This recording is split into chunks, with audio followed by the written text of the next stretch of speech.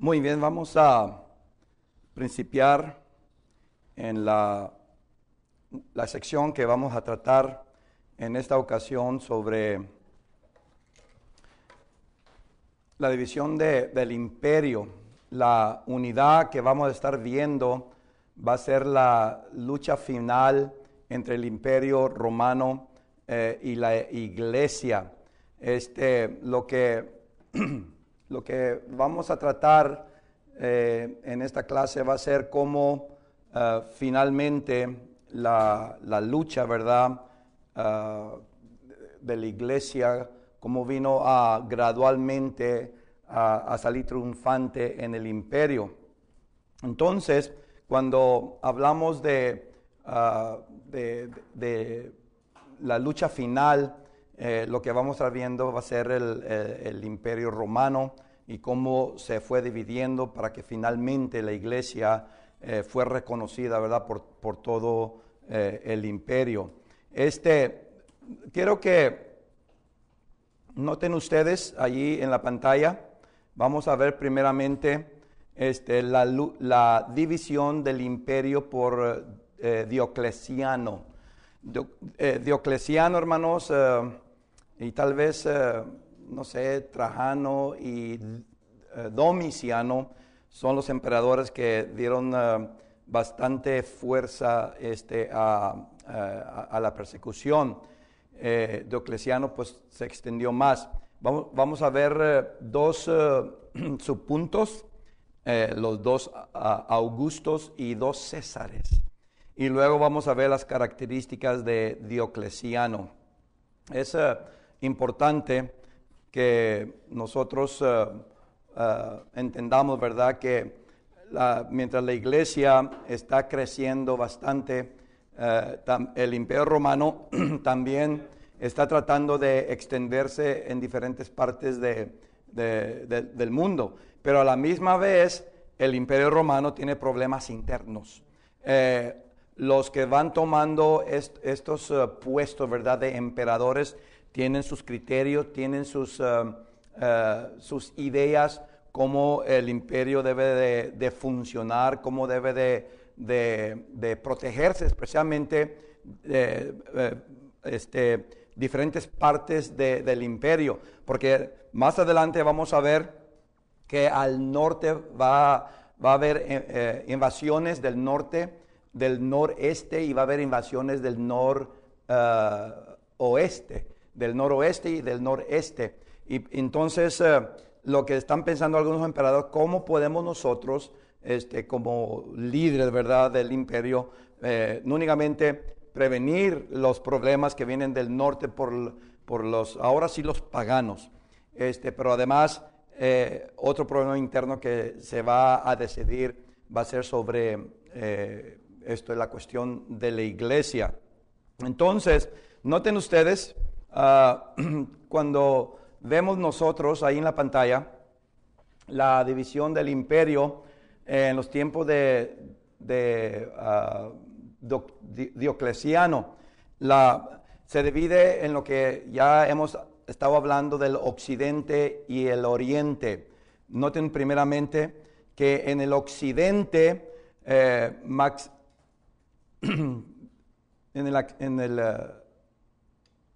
vamos a regresar aquí.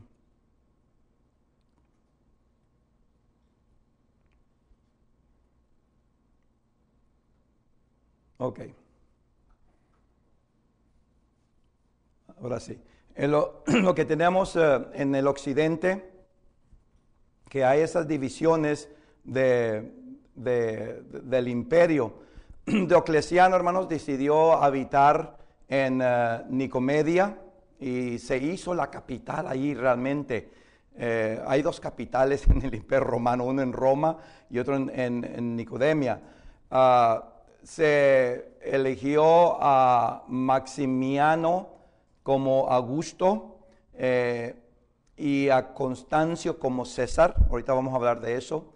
Y luego en el oriente tenemos a Diocleciano como Augusto y a Galerio como César. Y entonces ven ustedes más o menos ahí la división el imperio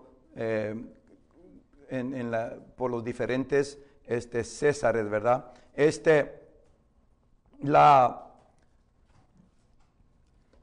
La división, hermanos, del imperio, Augustos tenían la autoridad superior y los Césares tenían segunda, vamos a decir, función en cuanto a la autoridad. Realmente el concepto era, si ya cuando había un Augusto y muere uno o el otro, o por una razón u otra, el Augusto ya no puede funcionar, entonces asciende al trono el que está como César. Ese es el concepto, ¿verdad? Para dejar, vamos a decir, el poder a aquellas personas que trabajan muy cerca con el Augusto, eran los Césares. La palabra Augusto, en el latín significa majestuoso, reverenciado. Pongan mucha atención ahí, porque después, cuando ya la iglesia toma dominio sobre el imperio, al Papa se le viene a dar un significado, ¿verdad?, de reverenciado, y por primera vez en cuestiones seculares, el Augusto viene a significar ya, para el tiempo de Diocleciano, Augusto ya se le debe de reverenciar, ya era el reverendo. Ahí comienza ese concepto. Y hoy en día muchos se usan la palabra reverendo. Yo personalmente no me gusta que se me diga reverendo, porque tengo esta conciencia, ¿verdad?, de cómo comenzó esta palabra. Yo prefiero nomás ministro, evangelista, predicador, maestro, yo no sé. Pero reverenciado comenzó secularmente y después se transfirió, ¿verdad?, ese significado en el contexto espiritual. La palabra César viene, hermanos, de la dinastía de Julio Augusto César. Entonces, ¿qué están haciendo? Usando el nombre de Julio, Julio, y luego usan la palabra Augusto, y luego la palabra César.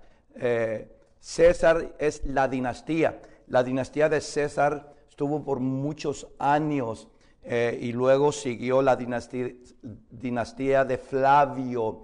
La dinastía de Flavio comienza a dominar. Y luego, hermanos, ya el concepto de dominio y control, y cómo se define la persona que toma ese control, ese poderío, ya se está dividiendo entonces a Augustos, los reverenciados. Ese es el Dios del imperio, vamos a decir así.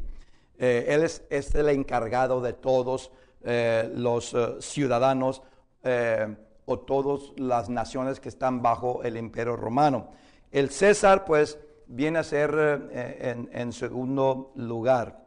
Ok, entonces lo que vemos, esa división, hermanos, que acontece en los tiempos de Diocleciano. En el 284 es cuando asumió, vamos a decir, el cetro, el poderío Diocleciano.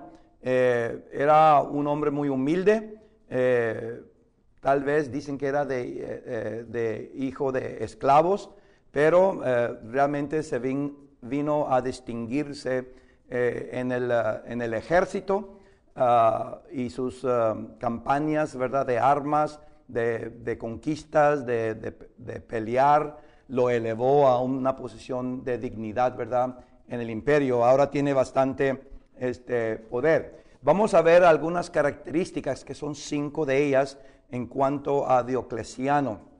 Ya acabé de hablar algo generalmente, ¿verdad?, de su fundo, ¿verdad?, paternal. Pero primero, hermanos, fue un soldado emperador. Estaba, hermanos, dotado con unas capacidades, no únicamente como soldado del ejército, que era como un genio, ¿verdad?, en lo militar, pero además de eso tenía una capacidad como administrador civil. Y lo que él tenía en mente era de reorganizar el imperio para que tuviera una defensa militar adecuada. Quería, como emperador, como soldado, quería impedir las conspiraciones armadas que tendrían, ¿verdad?, a tratar de destruir, derrocar al emperador como otros en el anterior. Entonces, eso es lo que quiere hacer, un ejército fuerte. Y otra vez, pensando en el norte, Marcos Aurelio trató, ¿verdad?, de controlar los paganos del norte, allá de las Galias y todo eso, y logró algo, pero todavía, hermanos, hay otras fuerzas. Y Diocleciano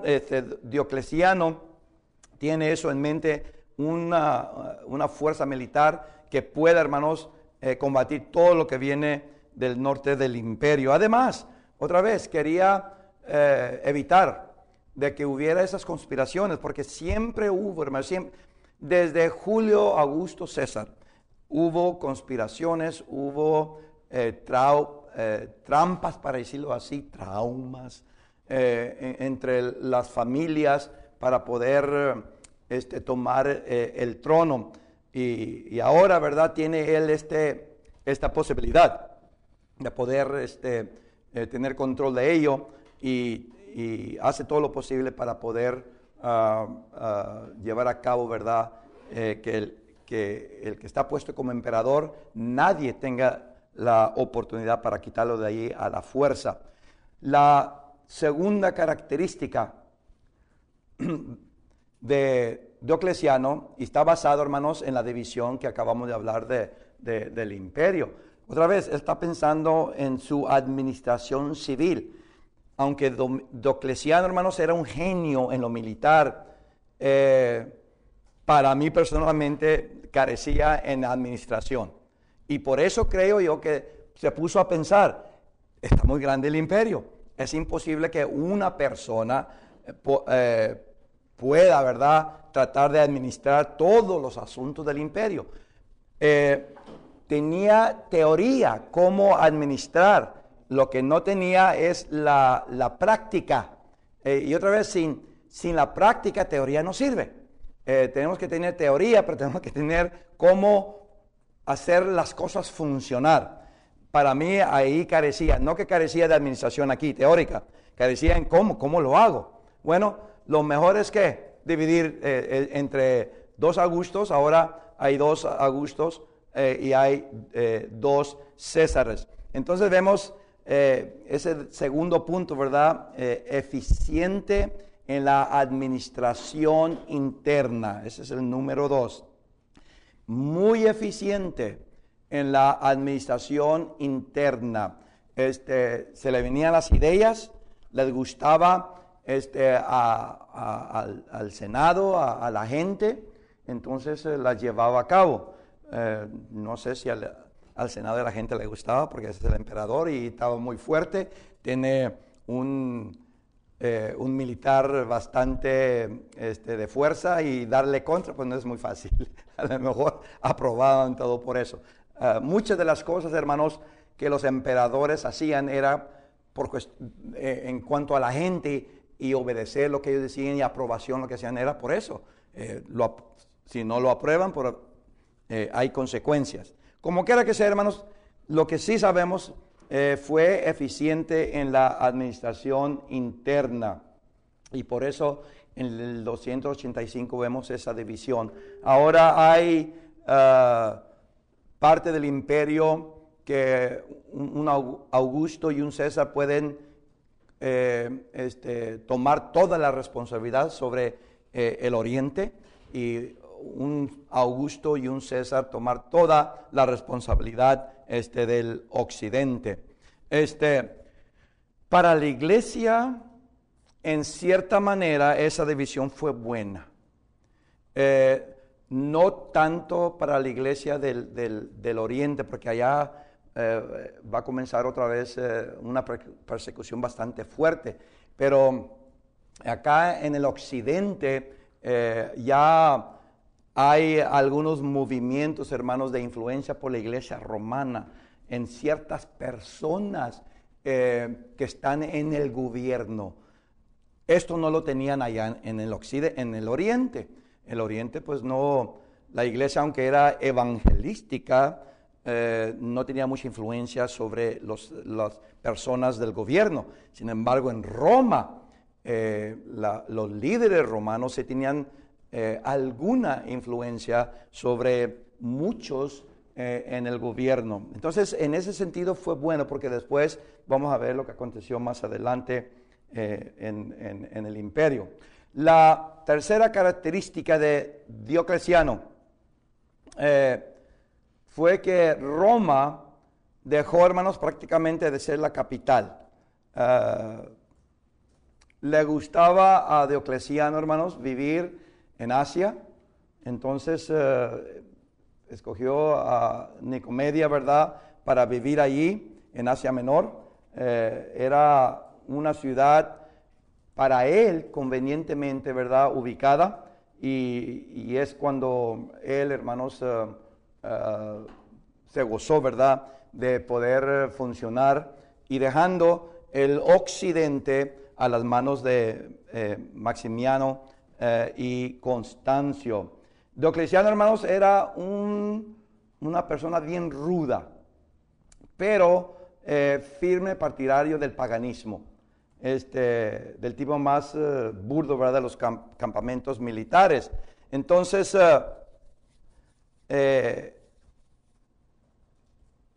favorecía más que al paganismo, pero vamos a ver que no favorecía al cristianismo, y ahí va a haber el conflicto.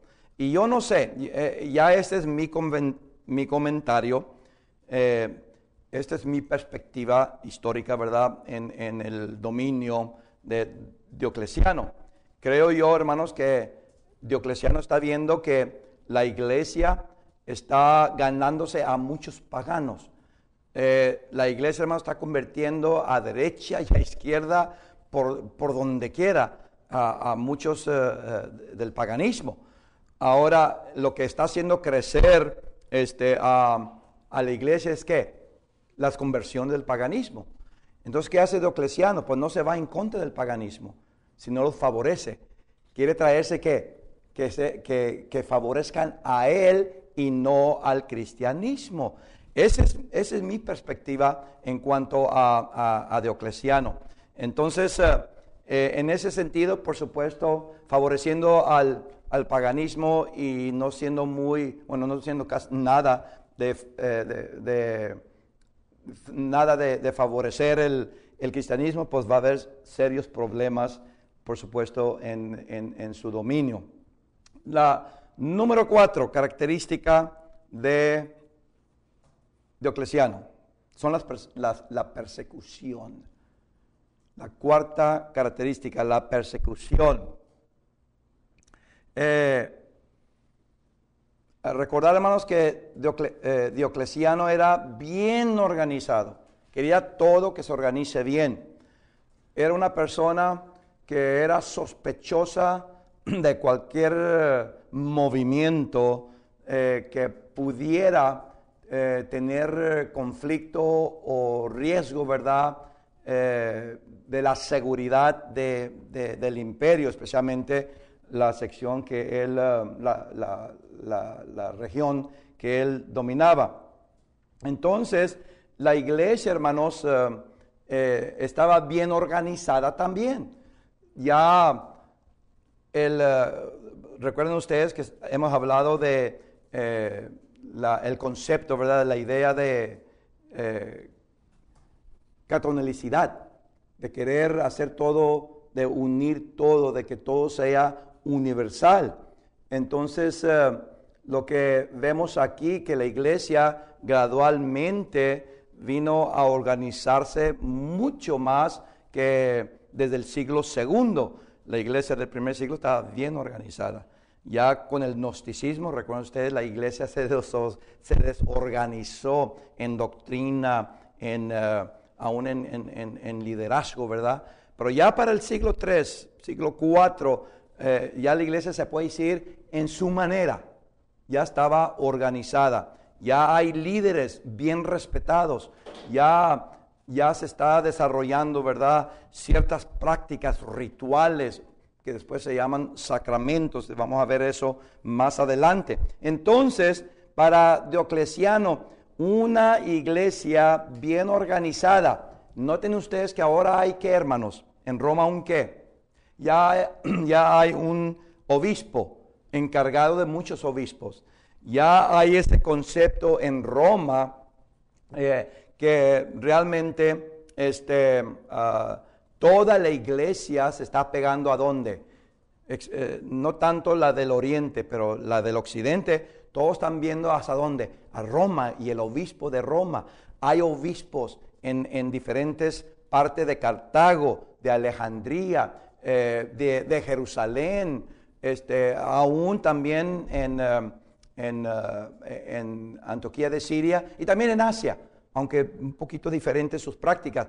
Pero está viendo que la iglesia está bien organizada, tienen sus líderes, sus encargados, y luego hay personas bajo de ellos, los presbíteros, y tienen sus funciones, y luego hay los diáconos, y luego hay esas personas que llevan a cabo las obras de la iglesia.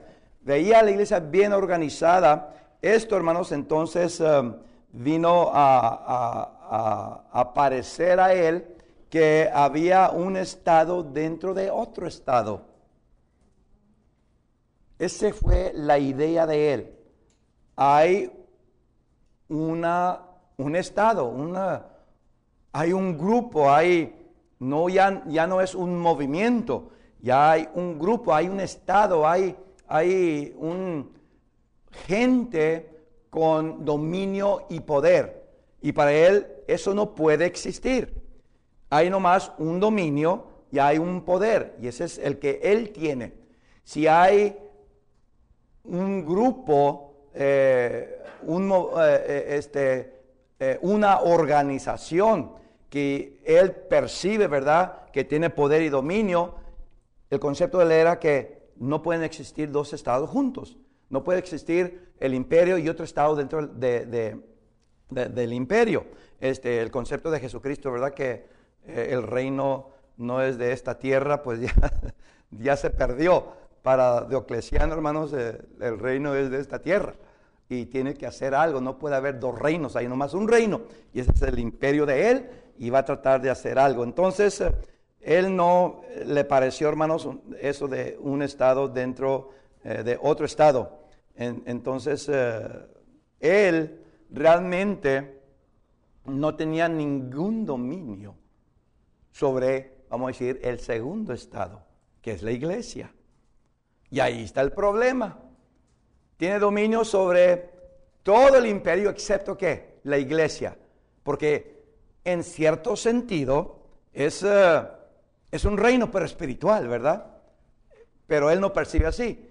Entonces no tiene dominio ni control sobre el reino, ¿verdad? La iglesia.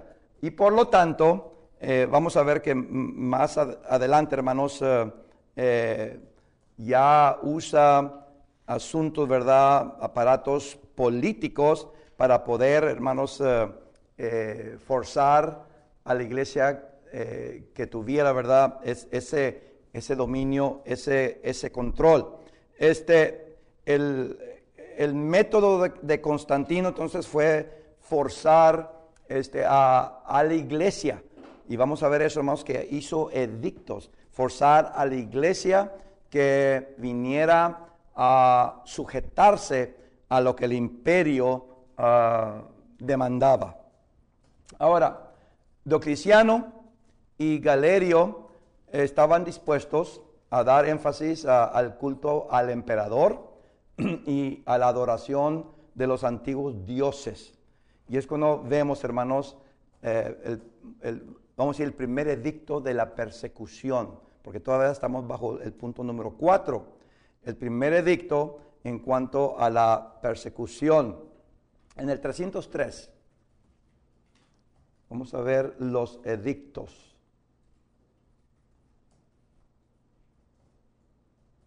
los edictos. O sería el punto número 5, ¿verdad? Los edictos. Punto número 5, los edictos. ¿Ya están de acuerdo entonces Diocleciano y Galerio? Ahora vamos a ver los edictos de la persecución. En febrero del 303 se hicieron rápidamente 3 edictos de persecución, uno detrás del otro. Y hay 1, 2, 3 cosas de estos edictos, pero lo principal, una es, en estos edictos fue de librar los cristianos del ejército. En otras palabras, sacarlos de allí. Los cristianos no deben de estar en el militar. Bien interesante, ¿verdad? Porque la iglesia no hacía, yo creo, por mucho tiempo. Aún en el primer siglo vemos a personas convirtiéndose en el ejército. Vemos a personas convirtiéndose en puestos del gobierno. Hermanos, que desde el primer siglo la iglesia donde quiera estaba entrando y donde quiera estaba predicando. Cuando entraba al ejército era para predicar el evangelio. No tengo ninguna idea si andaban matando a los cristianos, a los paganos, yo no sé. No hay evidencia. Lo que sí sé es que había muchos cristianos en el ejército desde el primer siglo hasta los tiempos de Diocleciano. El edicto decía, tenemos que sacar a ellos del ejército. Y también, hermanos, de que sean siervos de los palacios del imperio, imperial, lo que llaman palacios imperiales. Entonces, vemos nosotros que ya poco a poco está excluyendo a los cristianos de que estén funcionando como, vamos a decir, dirigentes, como funcionarios en puestos del gobierno. Y mucho después es cuando hay la división del Estado y la iglesia. Pero noten dónde comienza, dónde. Aquí con Diocleciano. Él no quiere que nada de la iglesia tenga que ver con el Estado. Y por eso en esos edictos, hermanos, se hizo, ¿verdad?, esas leyes. Además, se ordenó la destrucción de todos los templos. Fueron confiscados. Segundo, fueron confiscados los libros sagrados en estos edictos. El clero, hermanos, fue obligado a sacrificar públicamente por medio de torturas. Es lo que se le llama obligaciones públicas. Las obligaciones públicas era específicamente para el clero, los dirigentes de la iglesia tienen que sacrificar y los torturaban. Y sabemos, hermanos, que pues hubo muchas persecuciones, ¿verdad? En ese entonces se obligó en el 304, el cuarto edicto, de que se exigió que todos los cristianos, ahora no únicamente el clero, pero todos los cristianos debían de ofrecer sacrificios a los diferentes dioses. Entonces, hermanos, para mí es cuando comienza una persecución ya bien definida, bien clara, más torturosa de todas las otras persecuciones que hemos visto en el pasado. Entonces así fue, hermanos, que vemos los edictos. Pero otra vez, el punto es quitar a los cristianos, extinguirlos, que no tengan nada que ver con el imperio. Diocleciano quiere tener dominio sobre ellos y la única manera es que practiquen lo que él manda, lo que él hace como ley. Entonces ahí están 5 características de Diocleciano, hermanos, que llevó, ¿verdad?, a la iglesia otra vez a ser, digo yo, hermanos, más fiel.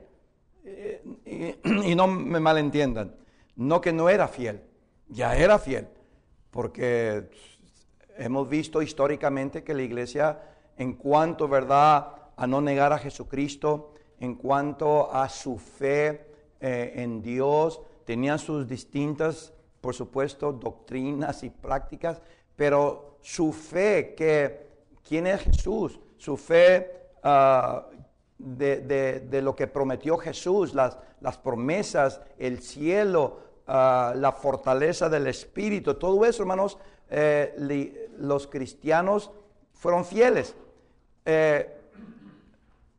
Y esto, como he dicho antes, se muestra mucho más cuando viene la persecución. Porque cuando Diocleciano, hermanos, llega a hacer estos edictos, los cristianos más fuertes se hicieron. Más los torturaban, más predicaban, más los decapitaban, los hervían en agua, les echaban aceite y los encendían con fuego. Más, hermanos, estaban dispuestos no únicamente a orar por los que le estaban haciendo ese daño, pero también, hermanos, hablarles de Jesucristo. Algo, hermanos, impresionante que en mis días como ministro del Evangelio he visto a pocas personas y ni siquiera se puede comparar, ¿verdad?, a estas torturas, pero sí conozco a muchos que han sido torturados en diferentes maneras, pero no a esta manera. Pero nunca he visto yo, como en los tiempos de Diocleciano, los edictos, lo único que hizo es hacer más fiel a los cristianos, más enérgicos, más dinámicos, más expuestos, hermano, no solamente a la muerte, expuestos a predicar mientras tienen una espada en su cuello, mientras está el fuego ahí delante de ellos, predicando, hablando de Jesucristo. Fascinante. Espero que nunca nos acontezca a nosotros así. Pero qué bonito sería, hermanos, que nosotros pudiésemos algo de tomar de ese modelo, de ese ejemplo, y también, hermanos, hacer lo mismo por la causa del Señor.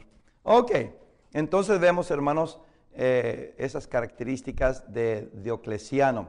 Ahora vamos a ver la ascensión de Constancio y Galerio. La ascensión de Constancio y Galerio. Vamos a ver dos subpuntos ahí. Una es la división con los césares y las batallas para ser césares. Esos son los dos subpuntos.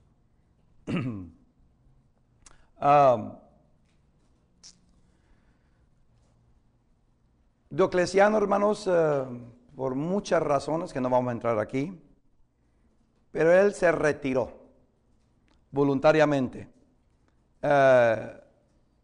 Y parece ser que Maximiano,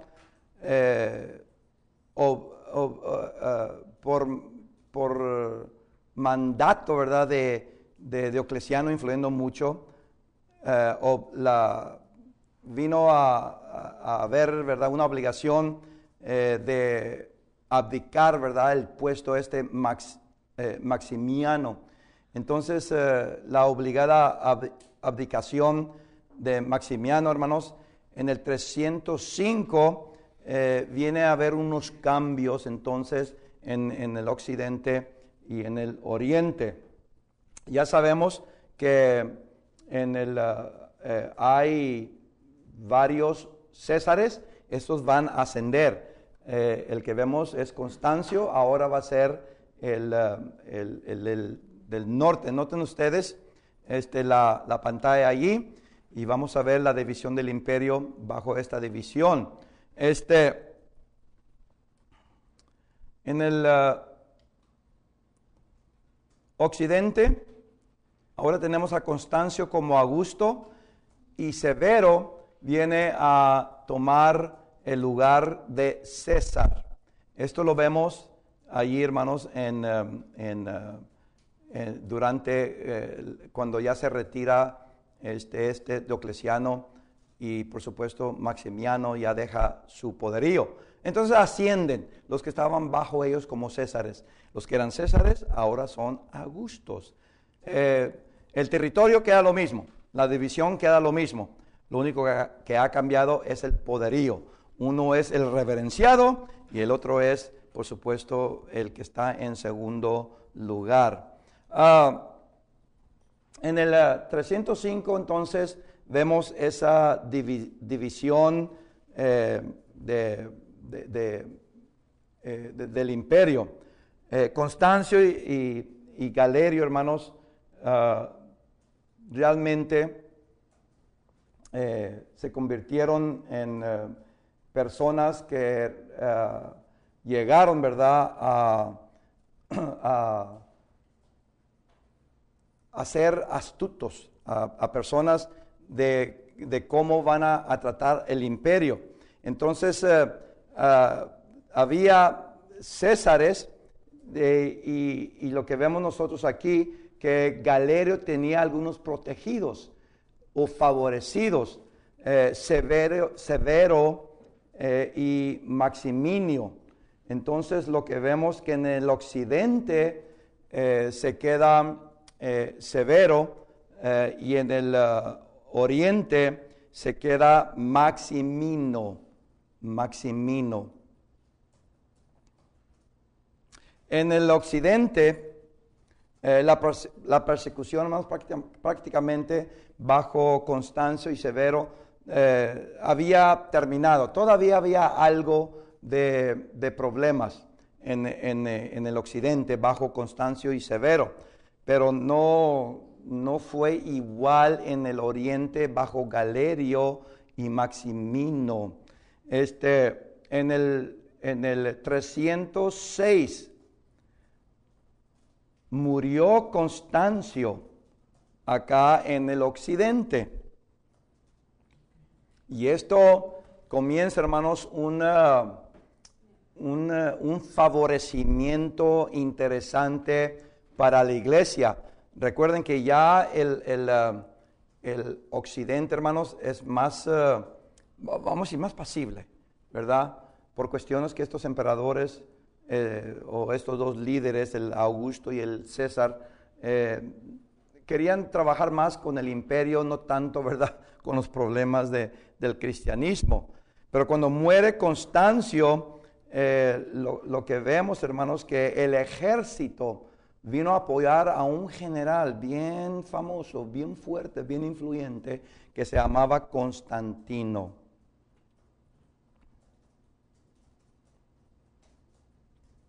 Entonces comenzamos a ver lo que podemos decir, hermanos, la división del imperio todavía en diferentes. Ahora Constantino se le da cargo de las Galias, de España y de Britania. Y vamos a ver después, hermanos, hubo unas guerras, vamos a entrar en eso un poquito más adelante. Después vamos a ver la derrota de Severo, y comienza a haber otros cambios. Ahí entonces, temporalmente, hermanos, personas están muriendo, hay algunas batallas, ya el concepto de Diocleciano de que la ascensión a Augusto es porque está abajo, ya ese se está desapareciendo. Hay generales que son fuertes, y cuando hay un general que es fuerte, hermano, pues se va a obedecer a ellos. Y en cierta manera, gracias a Dios, ¿verdad?, por Constantino, que tenía esa influencia, porque ahora es uno de los césares en el occidente, y al morir Licinio, que es el que va a ascender, ahorita vamos a ver eso, él tiene ya la oportunidad de ser, ¿qué?, Augusto, a lo menos del occidente. Y el ambiente religioso cristiano asociado, ¿verdad?, con el imperio del occidente, hermanos, es más o menos bueno. No hay muchos problemas. Creo yo, y este ya mi comentario no es tanto historia, otra vez son los cristianos, lo que no hacían allá en el oriente. Están infiltrando ¿a dónde? En el gobierno, en el ejército. Están entrando, hermanos, predicando donde menos se esperaba. Y entre más crece el cristiano, hermanos, en todo lugar, pues hay más dirigentes, vamos a decir, del gobierno que están pasando que esa misma influencia allá. Y creo que Constantino fue influido, así como Severo y Constancio fueron influidos no directamente por el cristianismo, pero no veían al cristianismo como Diocleciano, ¿verdad? Que había peligro y riesgo de seguridad un estado sobre otro estado. Ellos miraban a los cristianos realmente que es un movimiento, hacen bien al estado, hacen bien benévolos, ayudan a la gente, no veían nada de mal. Entonces influyeron indirectamente a eso, y por eso el occidente lo vemos muy diferente. Ok, entonces vamos a ver ahora, noten ustedes, la ascensión de Licinio y Maximinio. Ya murió, por supuesto,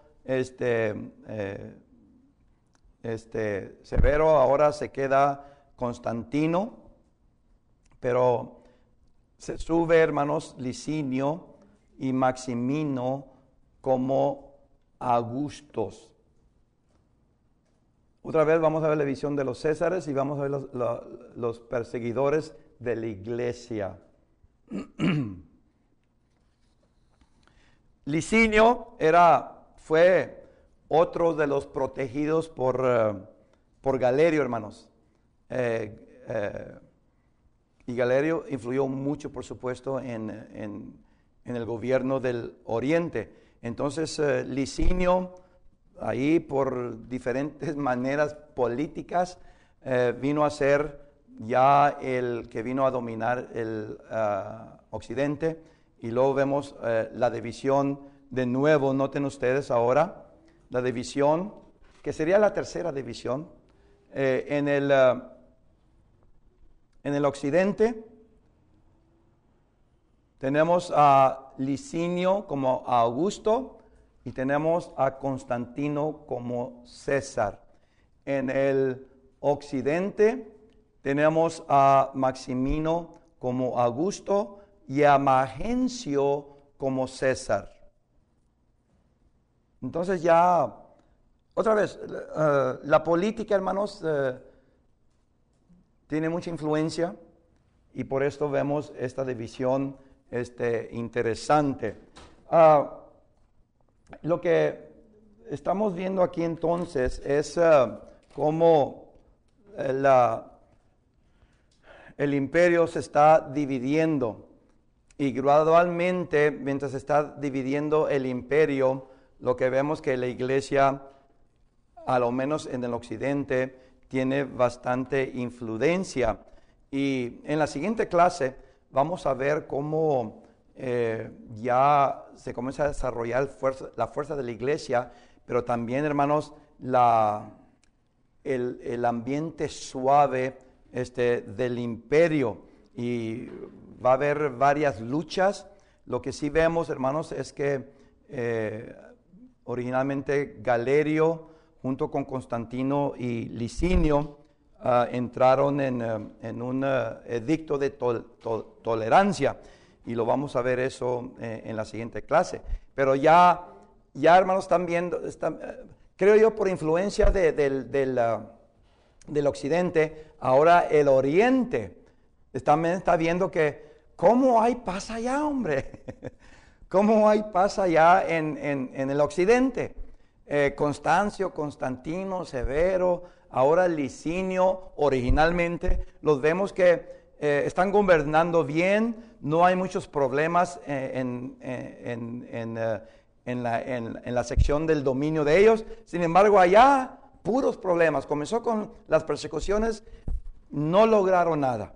Y parece que están viendo a el occidente, el oriente, está viendo al occidente como un ejemplo, porque no podemos nosotros tener la misma paz.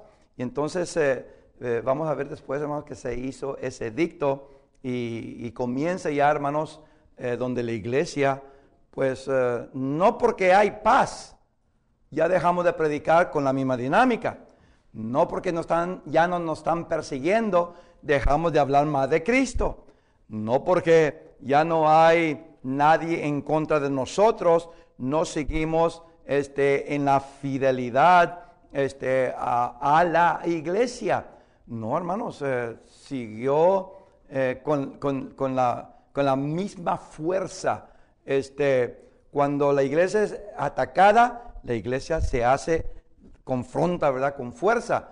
Cuando la iglesia no es atacada, todavía, hermanos, sigue con la misma fuerza. No cambia. Y eso es algo, hermanos, que yo creo debe de enseñarnos a nosotros. Porque, otra vez, ¿cómo me gustaría que la iglesia de Cristo, las iglesias de hoy, pero yo hablo de la iglesia de Cristo, ¿verdad?, fuera, hermanos, con esa misma dinámica de fe y de práctica. Porque no es solamente decir, yo creo en Jesucristo, yo soy una persona que yo sé que Dios y hay promesas y todo eso, sino que están dispuestos a practicar. No faltan, sea sacramentos, y aunque yo sé que hablo de sacramentos aquí, todo eso, pero es impresionante que no faltan. Los toman con mucha seriedad. Las prácticas son, hermanos, tan sagradas que no quieren los cristianos, hermanos, manchar, ¿verdad?, el sacramento, menos por su comportamiento o su manera de creer. Es así. Qué bonito es eso. Yo sé que sacramentos y estas doctrinas acá, pero no estoy hablando de las doctrinas que ya se han desviado, ¿verdad? Estoy hablando, hermanos, de esa convicción, de esa conversión que creo yo nos falta a nosotros. No la tenemos. Este es Armando Alanís, su comentario, mi perspectiva. No la tenemos. Nos falta eso. Si fuera tan fuerte la dinámica, la fe de nuestra como del segundo y tercer siglo, especialmente ahora el tercer siglo y cuarto siglo, si fuera la convicción y la conversión igual a la de ellos, les garantizo que el hinduismo, el budismo, la nueva era, todas estas religiones que están surgiendo nuevas, hermanos, ahí estuviéramos nosotros. ¿Pero dónde estamos? Nos falta, hermanos. No estoy diciendo que hay que ir a hablar a otras iglesias de que tenemos que todos llegar a un acuerdo de la iglesia del Nuevo Testamento, del primer siglo. Hay que seguir haciendo eso. Pero en ese afán, en esa manera de pensar, hemos dejado, hermanos, a los paganos, vamos a decir. Y uso la palabra aquí muy estrictamente, no paganos como de entonces, pero gente que no creen en Cristo. Lo estamos dejando. Vamos a un hotel, ahí está un hindú, ¿y qué hacemos? Nada. Vamos a ciertos lugares, ahí hay budistas, hay ateos. ¿Qué hacemos? Nada, o muy poco. Hemos perdido, hermanos, ese concepto de conversión y convicción de la iglesia del primer siglo y que vemos aquí en el tercer y cuarto siglo, aunque hay estos desvíos en cuanto a la doctrina y práctica. Lo que estoy hablando, hermanos, es la conversión y la convicción que tenemos que nosotros recuperar. Tenemos que recuperar. Cuando yo recupere eso, junto, ¿verdad?, de apego a las enseñanzas bíblicas y prácticas bíblicas del Nuevo Testamento del primer siglo. Oye, hermanos, creo que va a haber una fuerza tremenda, ¿verdad?, que la iglesia va a crecer por todo lugar. La iglesia está disminuyendo, el Islam está creciendo, otra religión está creciendo y el cristianismo está a un nivel o gradualmente poco está creciendo. Aprendamos, hermanos, de la ventaja que tomaron los cristianos, sean bajo persecución o no persecución, convencidos, convictos de lo que ellos habían creído. Muchos siglos después de aquel quien enseñó en esta tierra y enseñó a sus discípulos, todavía creen lo mismo que esa misma dinámica del primer siglo. En la siguiente clase seguiremos, hermanos, ya con la división final, ¿verdad?, del Imperio Romano.